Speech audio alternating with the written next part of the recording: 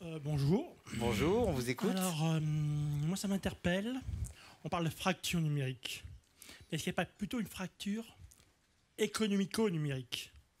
Le public des personnes souffrant de troubles psychiques sont très souvent, disons, précaires. Ou plutôt dans une situation de... pas dénuement, mais à des ressources faibles. Et j'ai bien peur que beaucoup de ces nouvelles technologies nécessitent des moyens financiers. Un smartphone, ça coûte. Une tablette, ça coûte. Un iPad, ça coûte. Un abonnement téléphonique, ça coûte. Et je suis à peu près sûr qu'un jour ou l'autre, on aura des applications avec abonnement, payantes ou avec abonnement. Et ça fera une fracture supplémentaire dans l'accès aux soins. Il y a déjà une fracture qui existe, voilà, en accès aux soins traditionnels. Et là, j'ai peur qu'on crée une nouvelle fracture de type économique dans l'accès à cette nouvelle technologie. Et qu'il y ait vraiment un système à plusieurs échelons qui se crée. Il n'y a pas que l'accès intellectuel, physique et matériel, il y a aussi l'accès économique à la ressource. Parce que d'après vous, il y aurait des applications qui seraient un intermédiaire obligé pour l'accès aux soins?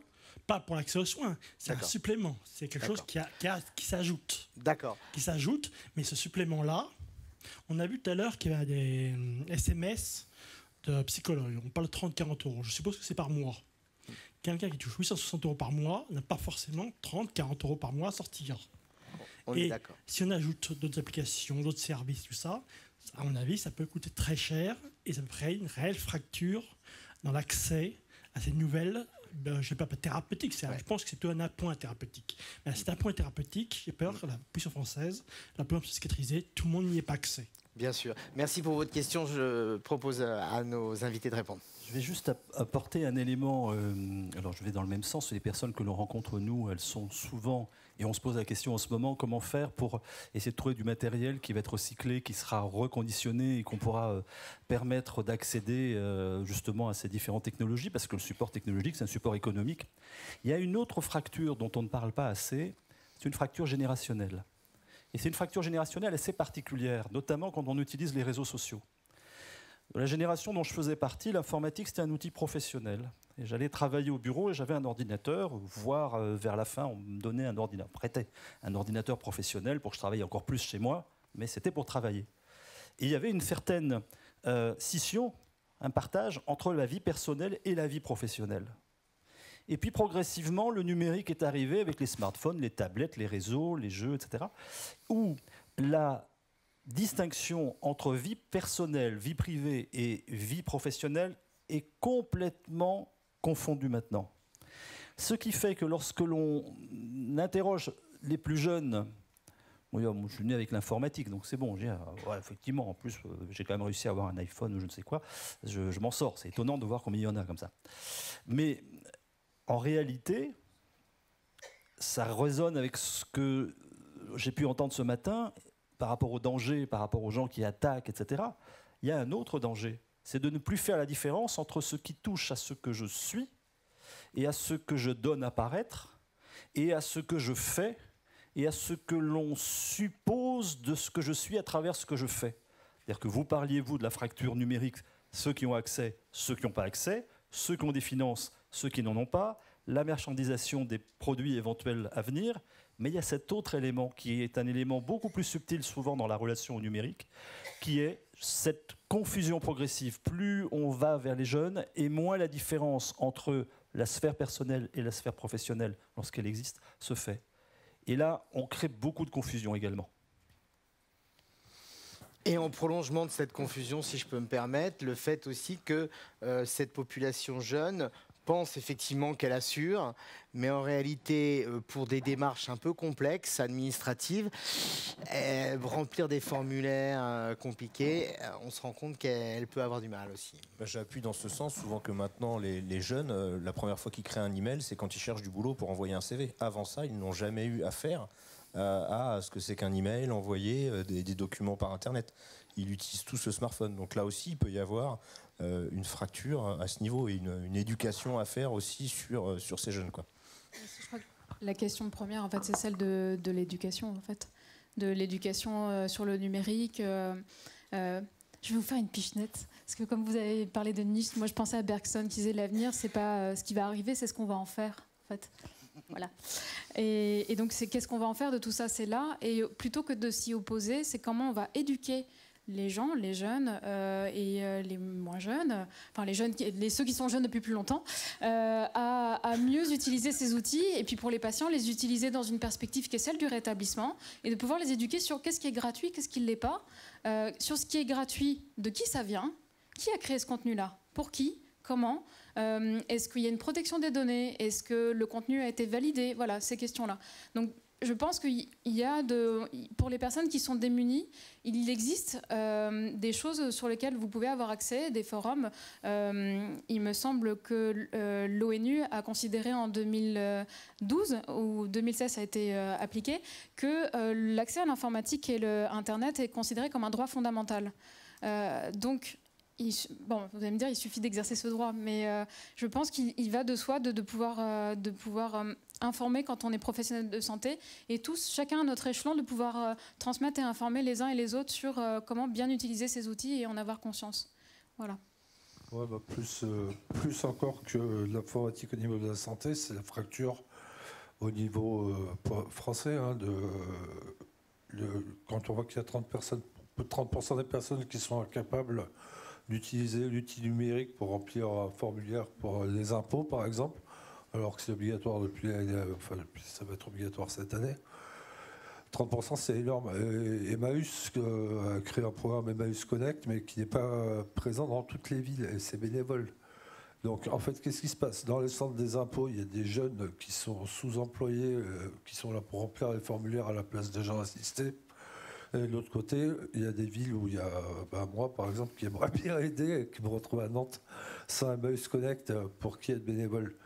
Et cette fracture-là, elle ne devrait pas exister. C'est-à-dire que l'idée de refaire des PC, moi, je trouve ça rétrograde parce que ça veut dire qu'on va faire des machines limite performantes utilisant des logiciels libres, donc qui ne seront pas standardisés. Dès qu'ils vont se retrouver à la CAF ou à Pôle emploi, ça sera Windows et ça sera perdu, quoi. Pour répondre juste sur... Oui, c'est moi qui parle doucement. Juste sur ce dernier point, on touche bien là l'aspect qui fait la différence entre la technique et puis l'utilisation qu'on en fait.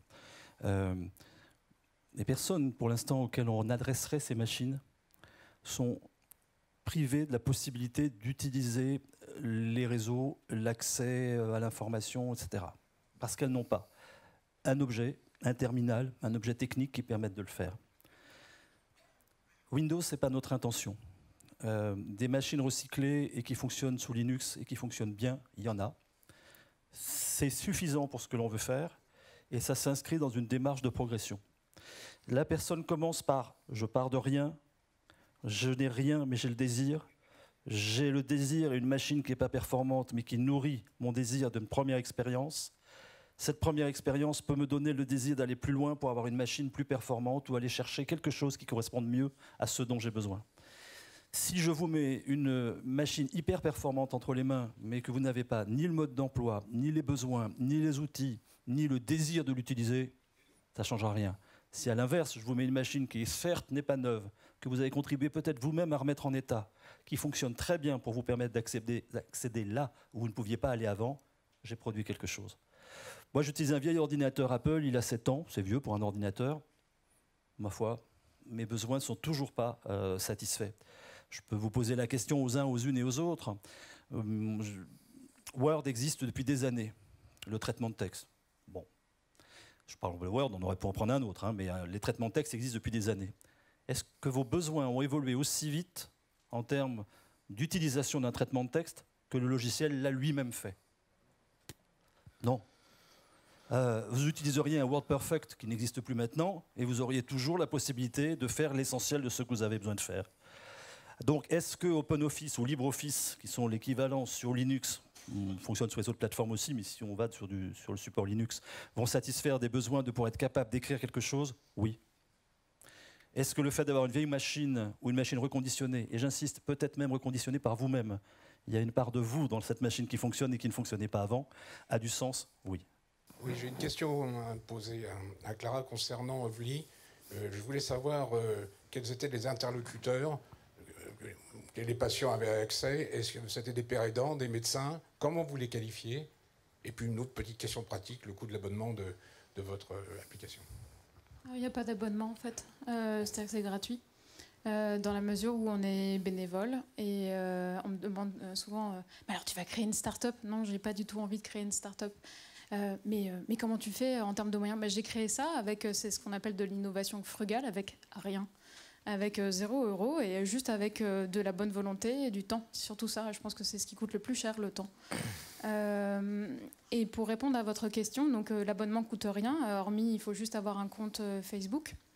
Et les interlocuteurs, en fait, c'est un algorithme qui répond. C'est donc un robot dont l'algorithme a été créé en identifiant au fur et à mesure avec Igor Thiriès, Antoine, et puis surtout toute la communauté des patients qui ont contribué à créer cet outil, qui ont contribué à le faire avancer, qui chaque jour, moi je reçois des messages pour me dire « tu devrais créer un module pour faire ça, parce que ça c'est un vrai besoin aussi, ok d'accord, je le note, etc. » Donc toutes ces personnes-là sont des personnes qui ont des expériences de terrain, en fait, qui sont tout aussi valables que nous, nos expériences de cliniciens.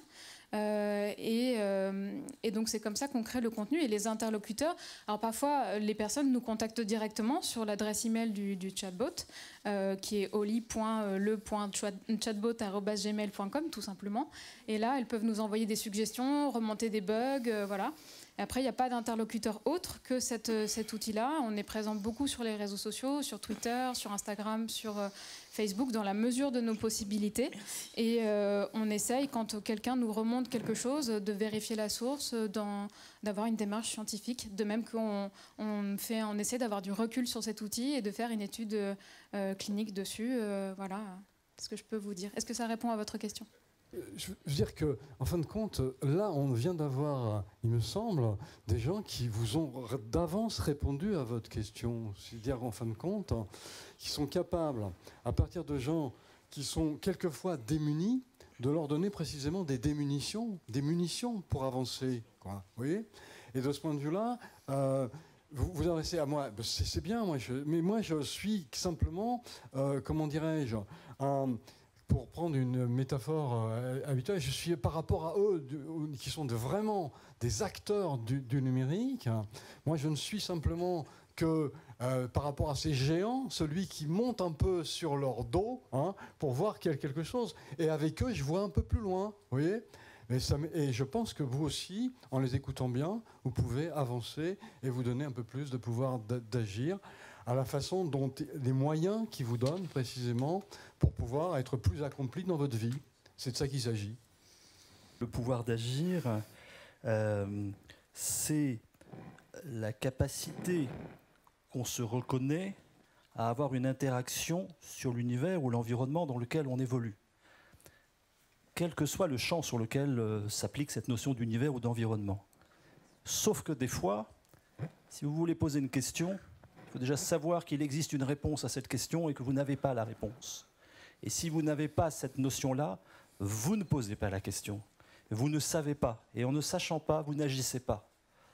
Or, en ouvrant les éléments pour permettre de se poser des questions, pas de faire à la place, parce que c'est bien toute la différence. On accompagne, que ce soit un chatbot ou que ce soit un médiateur de santé pair en SEMSA, on accompagne, on ne fait pas à la place d'eux.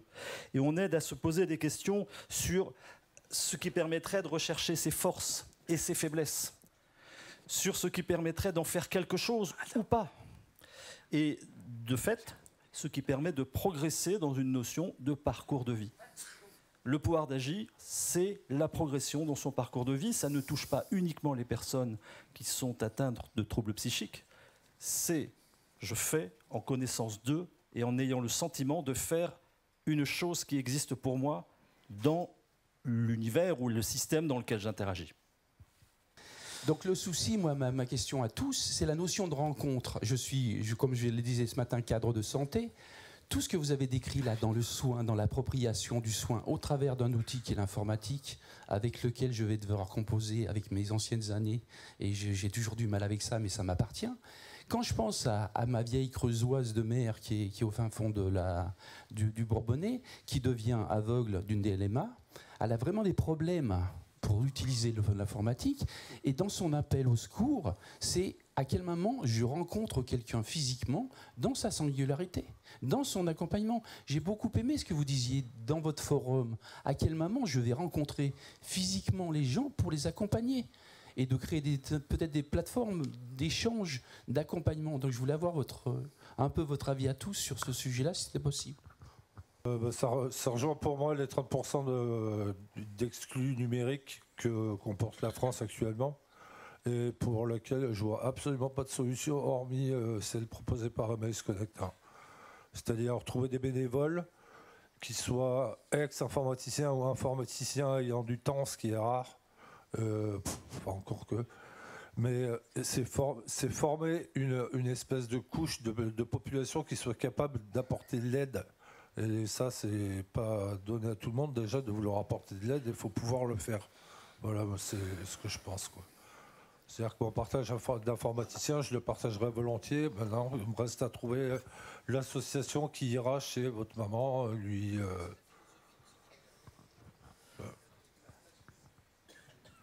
Alors, pour ce qui est de ma partie, puisque vous alliez vous adressiez à tous, je crois que vous l'avez compris, sur le SAMSA, sur ce que j'ai essayé d'expliquer, ça ne se passe pas sans nous. Ça se passe avec nous. Le sans nous, c'est s'il n'y a pas besoin de nous. Et parfois, on a besoin de nous et on ne nous appelle pas, c'est autre chose. Donc, nous, on est à la limite, sauf qu'on est en Charente-Maritime, donc c'est un peu plus proche, mais bon... il y a la mer, quoi. Voilà. Pour nous, l'accompagnement, il passe évidemment par la personne. À la base de la personne, avec la capacité à y répondre ou pas d'ailleurs. Et donc là, votre vieille mère de la Creuse, je pense qu'avec mon véhicule de service, je devrais peut-être pouvoir la rencontrer et lui proposer de m'expliquer ou de me dire ce qu'elle aimerait bien avant que l'informatique ne devienne insupportable, quoi. Question, ça, vous venez à peu près de répondre parce qu'en fait, Oui. il y a la réponse de Monsieur Eric. Oui, Eric Pinet. De Patrick qui est un peu en contradiction. C'est que Monsieur il dit qu'il rencontre jamais les aidants et Monsieur Pinet dit que oui. Alors ma question était comment est-ce que vous allez les rencontrer, comment est-ce que vous les touchez, comment est-ce que vous montez les vidéos avec eux, enfin comment ça se passe? Ah mais parce que Eric Pinet est toujours en contact. Je travaille dans un service d'accompagnement médico-social pour adultes handicapés qui n'a pas de mur fixe et qui intervient sur un territoire assez large, dont le principal mode de fonctionnement est de travailler avec les personnes. Donc moi, je suis physiquement présent 5 jours sur 7 et je vais soit faire des visites à domicile, soit les accompagner sur les activités collectives. Ce qui n'est pas le cas de mon collègue, qui lui a fait le choix, et c'est pour ça qu'il s'est présenté comme étant unique tout à l'heure, parce qu'il est aussi dans un SAMSA, mais où justement la dimension physique est moins présente. Je ne rencontre pas les usagers chez Aronos parce que je travaille chez moi. Je n'ai pas un territoire à couvrir, des usagers à rencontrer régulièrement ou quoi que ce soit. Je travaille différemment, quoi. Même si on a le même titre de père aidant professionnel, quoi. Voilà. Voilà. Merci beaucoup. Merci beaucoup pour vos interventions, vos témoignages, votre expertise. On va maintenant passer à la table ronde suivante. J'espère que vous allez rester avec nous jusqu'à la fin.